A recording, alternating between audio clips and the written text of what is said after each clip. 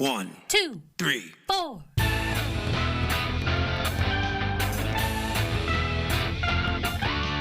Monster movie. Fun time, go! Monster movie. Fun time, go.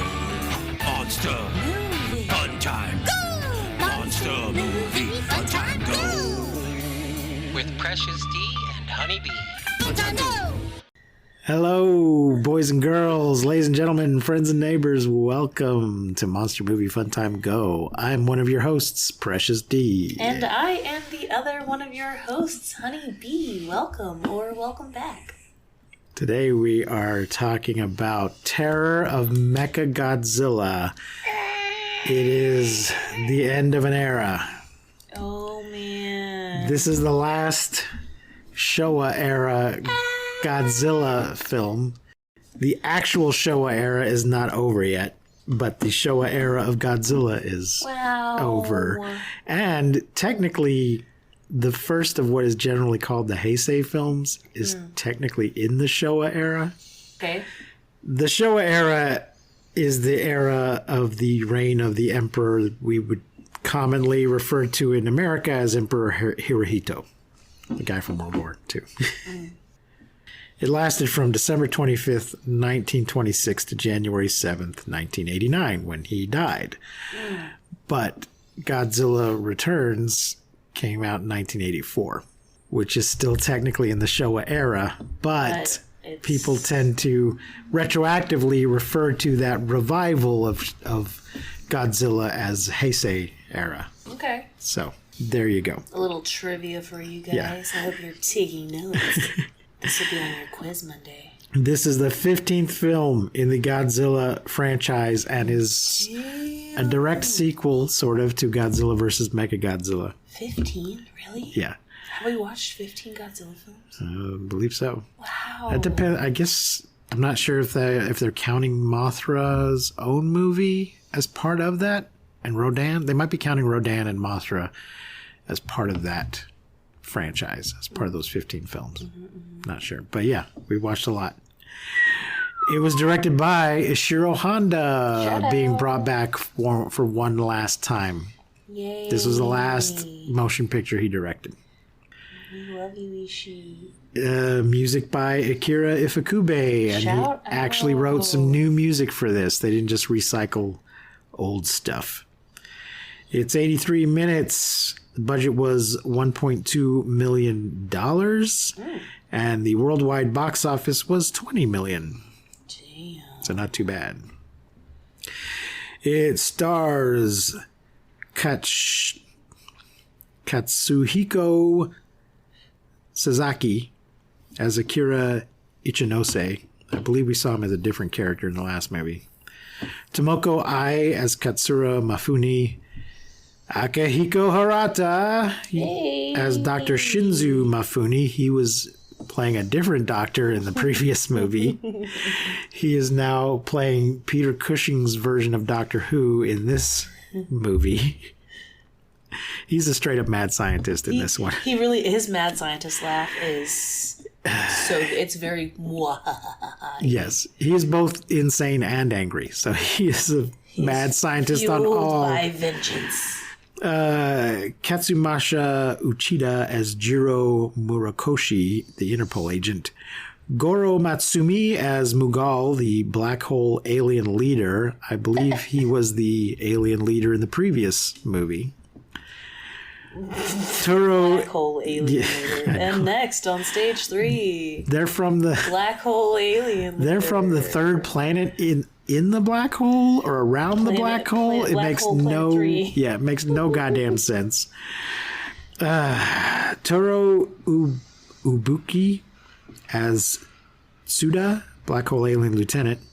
Kenji Sahara as General Sagawa. Kenji. Tado Nakamura as Chief of Interpol Tagawa. Akinori Umezu as Boy Number 1. Toru Kawai as Godzilla, Kazunari Mori as Mechagodzilla, and Tatsumi Fuyamoto as Titanosaurus. Or as I would like to call him, Mermaidosaurus. Now, Kenji, even though they restart the whole series with the next movie, Kenji Sahara plays General Sagawa. Throughout the Showa era, he plays a character called Minister Sagawa, who's like the Minister of Defense, and I think he has a couple of different ministerial positions. So I'm not sure, and I don't know if it will be made clear when we get to it, if he's meant to be the same character. A guy who was a general and then leaves the military and goes into the civilian government. Which is weird because there is not, apart from the first movie, there's not continuity. Yeah.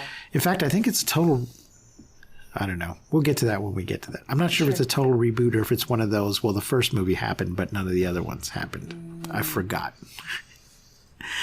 Anyway, that's just an interesting, it might be a coincidence or maybe he is the same character. Maybe it was just like an Easter egg for real fans. Could be. But he plays, in these movies, hardly anybody, it's all a bunch of the same actors, but they almost never play the same part. But in the Heisei era, we'll start to see people coming back as the same character. So, that is interesting. This movie was the first and maybe only written by a woman, Yukiko Takayama. Yes. Although apparently Honda reworked the script quite a bit. But she at least was responsible for the preliminary draft. Hell yeah, that's dope. It had at least 4 revisions total. Anyway, so some of the stuff that's going on with the woman in this movie might have something to do with the script being written by a woman. I felt like there was just enough people bullshit to monster shit ratio in this film. What did you think? Yeah. It was like the perfect amount of like people, the people shit didn't ever become like too much, or I was never like, where are the kaiju? You know what I mean? Like it was the perfect monster shit to people shit ratio. Now, speaking of people shit, last week you talked quite a bit about boobs. This is, we don't see it, but this is one of 2 Godzilla movies that have brief nudity. What do you mean? But it's cut from the American version. So even if you're watching the subtitled version, it's still been cut. Yeah, I watched the subtitle. And it's sort of brief nudity. The actress herself is not actually nude. Oh, I did see it. It's fake. Yes. I'm like, hey, these titties look really fake. They're like paper mache. Well, in the version I was watching, I didn't see it. She's okay. So spoilers. The main woman is a cyborg. Sura is a cyborg. She's a cyborg, and at one point they're doing some either repairs or maintenance on her, so they kind of cut open her chest. So there's these artificial boobs that we see them cut below and open her up and work on her stuff. But in most versions you see in America, they've cut off the bottom of the screen and we don't see it. I saw it. They looked very paper mache-y. I also, when we had talked on the phone, you were like, it's a dubbed version, but I watched a subtitled version. No, on HBO it's subtitled. Okay, yeah. The previous one was dubbed. HBO seems totally inconsistent about whether they're showing you the dubbed version or the subtitled version. And I don't know why they don't make both available. Because Netflix is able to do that.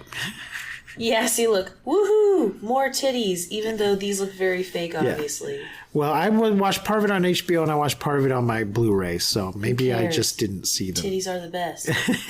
Is the rest of that now.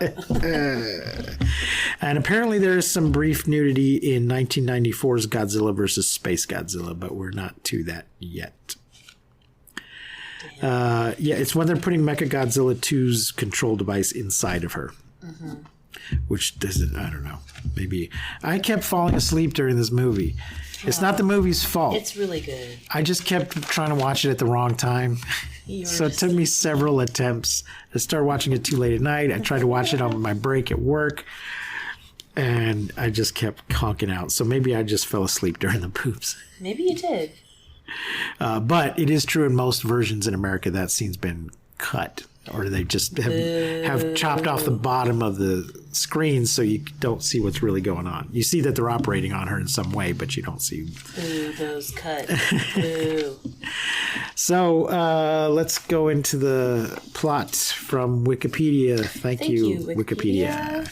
Following the events of Godzilla vs. Mechagodzilla, Interpol agents search for Mechagodzilla's remains at the bottom of the Okinawan Sea in the hopes of gathering information on the robot's builders. But it's gone. That's right. Although I read somewhere that they were actually looking in the wrong place. Oh, what? Well, he falls off Okinawa at the end of the previous movie, but I think in this movie they actually say that they're somewhere else.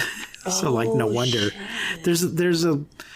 Even though it's supposed to be a direct sequel, they've never cared that much about continuity in these Godzilla movies. Very true.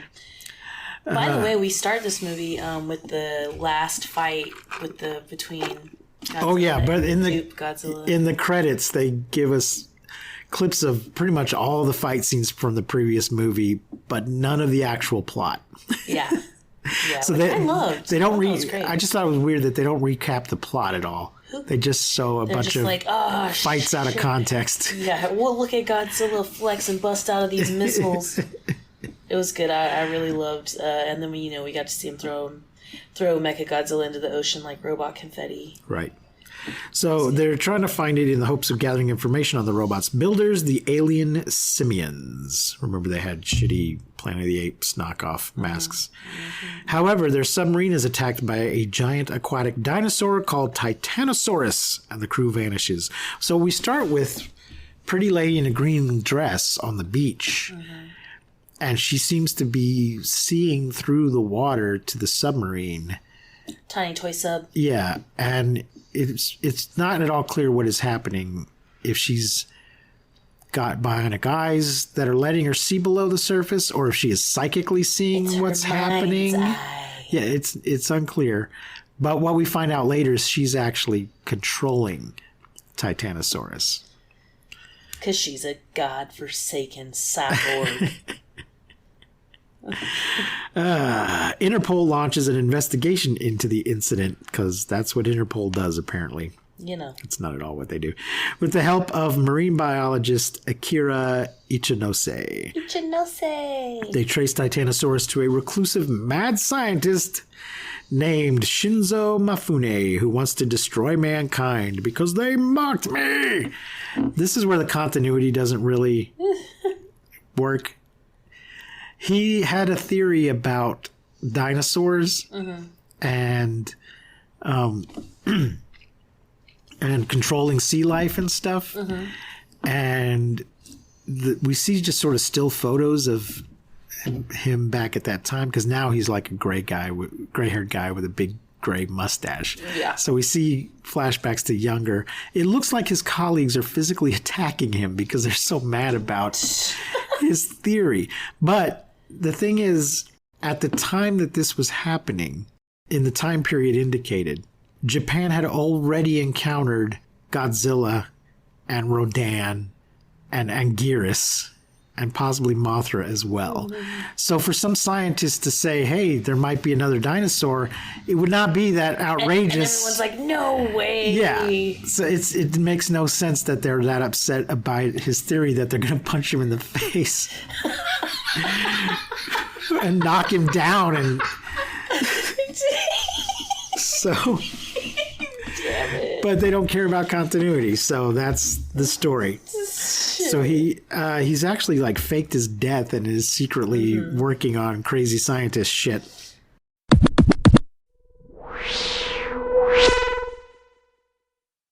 While the group is visiting the scientist's old home, they meet Mifune's daughter, Katsura, who claims her father is dead and that she burned his notes about Titanosaurus at his request. She is also in this scene wearing a very sheer shirt that you can see her very lacy, pretty bra through. I guess I'm telling you, watching it on my phone, it was not clear to me that that's... 70s was the years for the boobies. Yeah, okay? yep.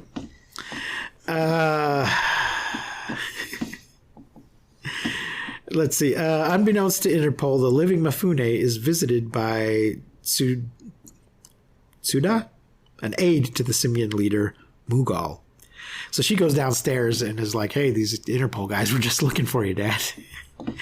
And after she just said, like, oh, he's dead. Yeah. And then she's like, oh, hey, Dad. Psst, by the way, there's some people up there. And I wanted to ask about the dinosaurs. Yeah. Mughal offers the simians services to Mifune so that their respective monsters can wipe out mankind and allow them to rebuild the world for themselves. So, in the previous movie, they were blackmailing the same actor, but a different scientist, forcing him to help them. But according to this movie, they've been working with this scientist for the last 15 years. So why did they need to blackmail that other guy when they had this guy working with them? Although he does not know until like right now that they're aliens. Yeah. But they've still been. Is it gonna? I'm sure we'll get to it. Complicating matters, Ichinose falls in love with Katsura, and unwittingly. Damn it, Ichinose, no. Really quickly, they have very few interactions. Yeah, it's hilarious. And unwittingly gives her Interpol's information on the simians, Mechagodzilla, and Titanosaurus. She is also revealed to be a cyborg, having undergone cybernetic surgery after she was nearly killed during one of her father's experiments as a child. Well, as a slightly younger adult. Yeah, like a few weeks ago. As an adult wearing younger clothes. With pigtails. Yeah, she has pigtails and a short skirt, and they're trying to dress her up to look more like a kid. But she's clearly the same grown-ass person. It's so weird. He's doing some experiment and he's like, okay, go turn the power on. Ready? He's like, I want you to be the first one to do this. He's like, okay, ready, go. And she turns the power on and just gets electrocuted. And I'm like, didn't you insulate any of your shit? He's just he's not only a mad scientist, he's a bad scientist. Insulate that shit. The only thing worse than a mad scientist craving vengeance is a bad scientist craving vengeance. So, and then instantly, the aliens, who he doesn't know yet are aliens, come into the room and pick up her body and carry it out. Take it out. Yeah, and he's like, what do you do? Wait, what? And they go instantly turn her into a cyborg.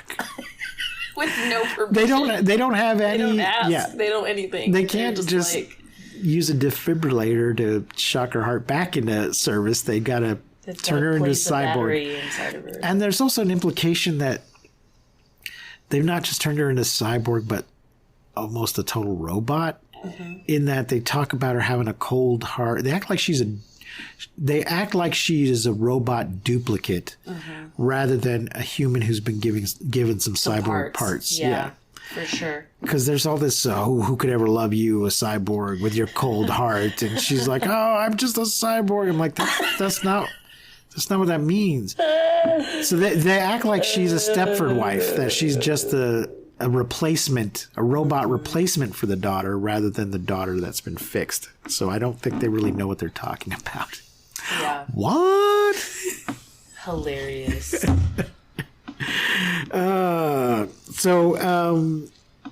They implanted her with Mechagodzilla's control device, apparently.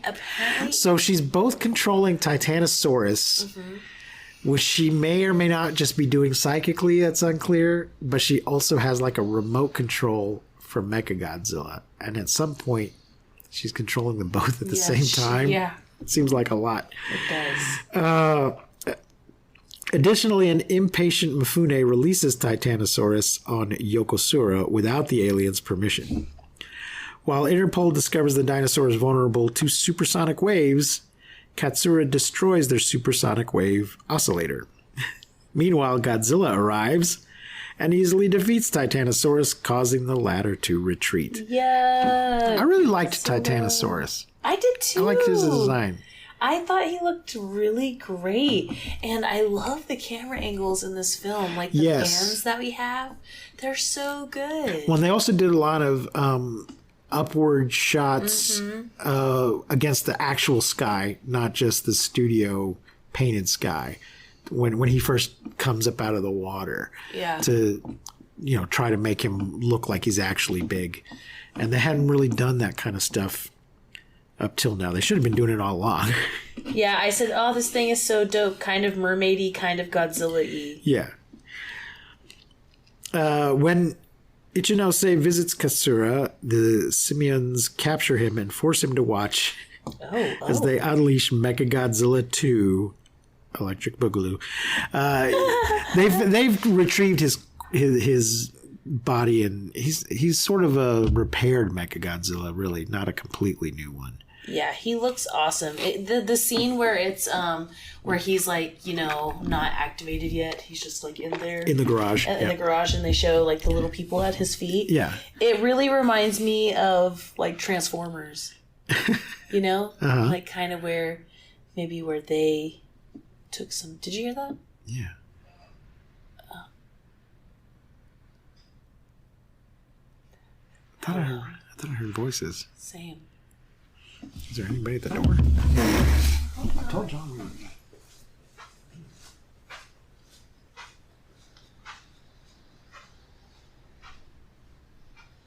Ooh, scary one.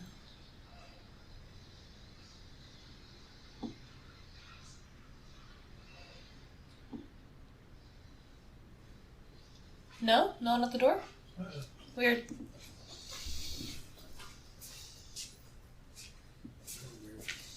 All right, where were we?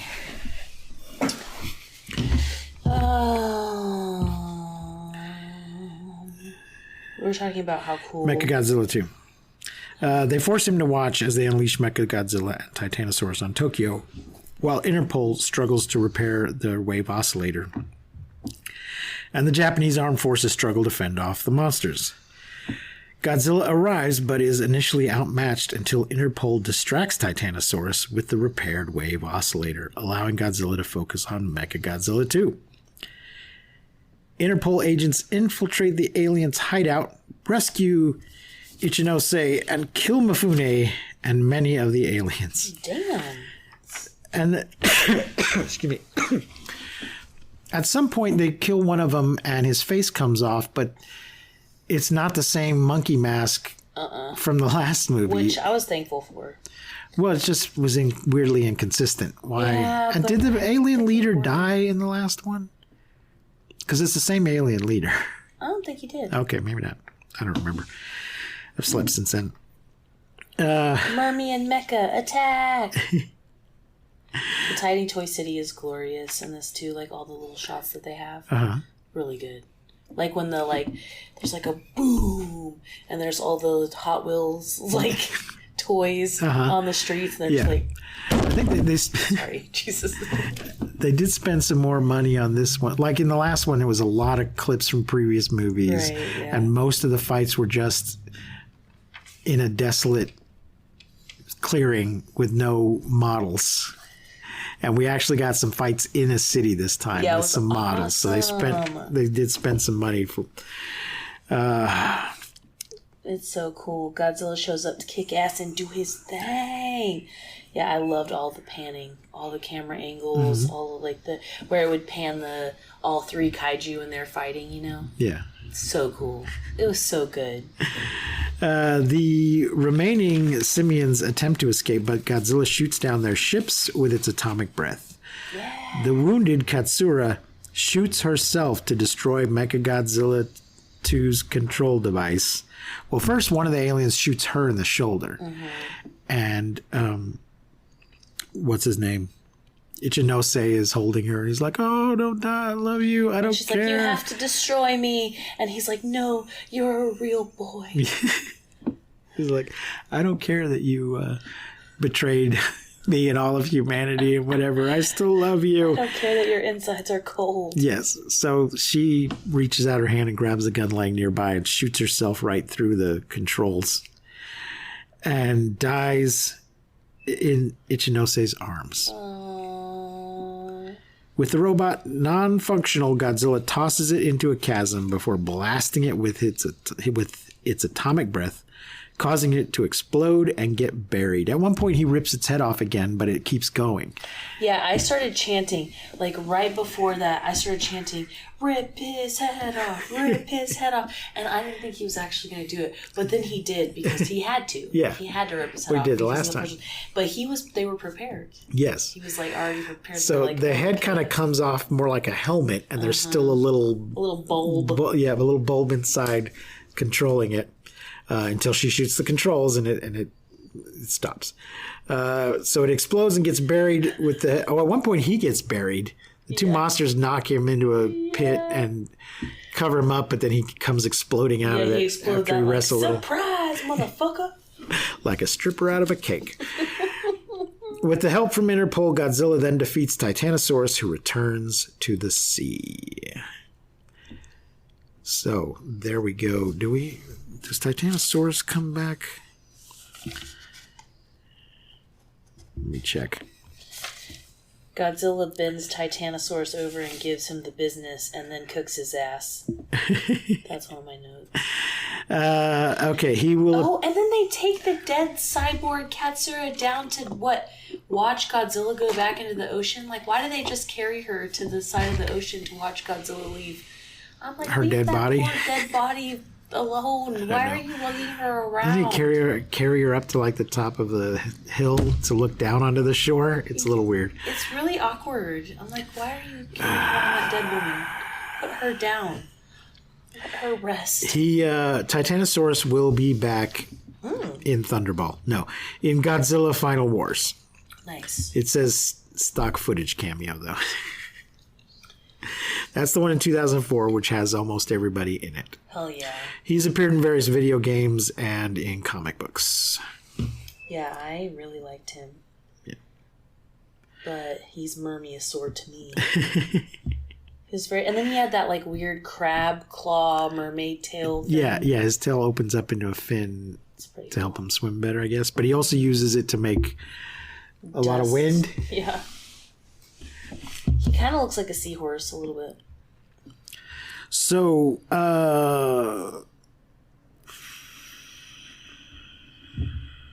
let's see.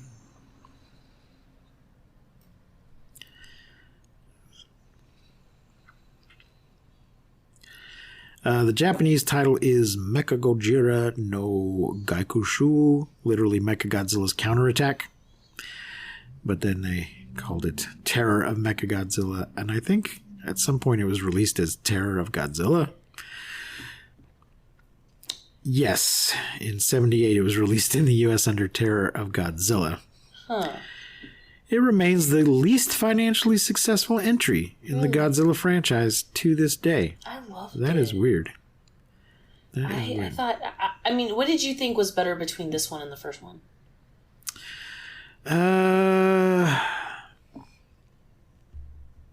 Well, I liked Tomoko as Katsura. Mm-hmm. I kind of, even though he's over the top, I really liked Akihiko Harada's crazy performance. Yeah, I thought it was great. I didn't think it was too over the top at all. It's just, we haven't really seen him do that before. He's usually a little more subdued, and it was kind of like, oh, I'm gonna be crazy. Yeah. So, I think this was the last one that he is in.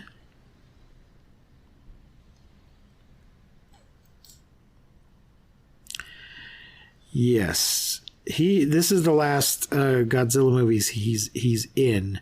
Though he did help announce the production of The Return of Godzilla at a Tokyo press conference. But he was too ill to appear in the film. Aww. So there you go.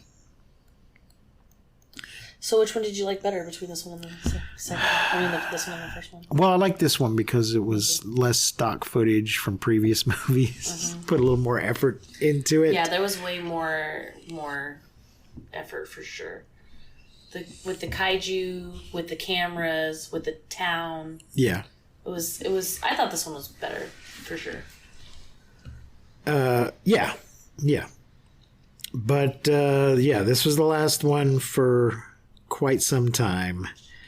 What did I say? 75? 1975. So it'll be 9 years until the next Godzilla movie comes out. Wow. A big gap. There was a time when we had one a year. Now there's going to be a big gap. Part of the reason for that, and in general, we're into a period where there's less kaiju movies. Part of the reason for that is that it's moved to television. All of the Ultraman-inspired stuff from like 2 or 3 different companies are just filling up the Japanese TV screens with TV kaiju. So people don't want to pay money to go see something in the theater that they're getting for free at home. And there's also just much more of these movies are for kids. And so they just kind of stopped. We'll get a little bit of Gamera. We'll get another Gamera before the Heisei era begins. But I think that's why it slowed down. Well, they weren't making as much money. And yeah, it was all over television. So the kaiju didn't go away. They just moved to TV. Yeah. Damn. Yeah. And maybe we'll cover some of that as bonus material for our patrons on patreon.com/MMFTG. Yeah, you heard it here, folks. Patreon.com/MMFTG. Go subscribe. Listen to our bonus stuff. Right now, we're still making our way through the lyrics to science fiction double feature. We haven't decided yet what we'll do when we get done with that, but I have some ideas. Yeah, and if you are a patron and you have some ideas, or you want to hear us talk about your favorite movie, let us know. Yeah, please. We will absolutely take suggestions on what kind of stuff we should cover. But we might pick some different film series. We might do some related TV series. We could do all kinds of stuff. But you got to be a patron. To hear it. And thank you for our patrons who are already out there. We're going to give a shout out to our patrons. That's a bonus you get too. Yeah. As long as it's a doable amount. Right now we have Philip. Hi, Philip. And Lubisha. Hi, Luby. Hopefully by the time this episode comes out, we'll have some more. Yeah, totally. Thank you guys so much for listening. We love you. So, did you have any more notes on this movie? I loved this movie. I liked it even better than the first one, than Mechagodzilla, and I loved Mechagodzilla. So, how many stars are you going to give this movie? While I look over these notes. I think I'll give it a 4. Yeah, for sure. Oh, my favorite line in this movie was, they're unleashing an orgy of violence. I was like, yo, yeah, they are. Yeah, they are. There's more than one kind of orgy. It's not. I think like the definition of an orgy is when you sit in a group of people without your shoes on, isn't it? Yes, that's all it is. Yeah, so.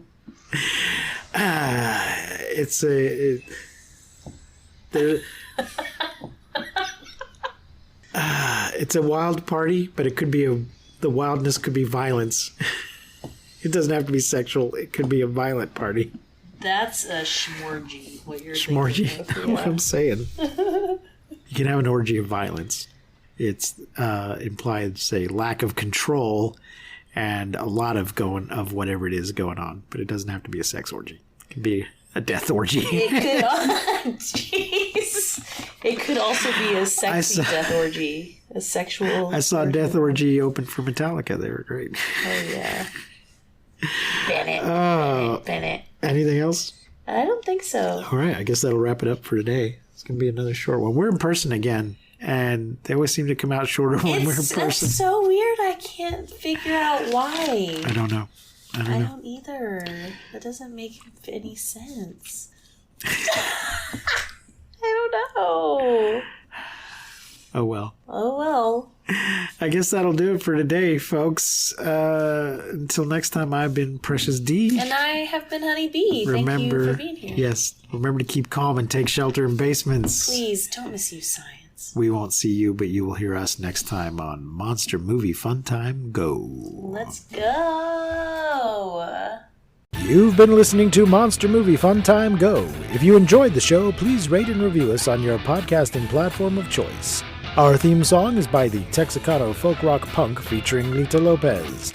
You can support the show, find links to our social media, and even leave us a voice message at anchor.fm/MMFTG.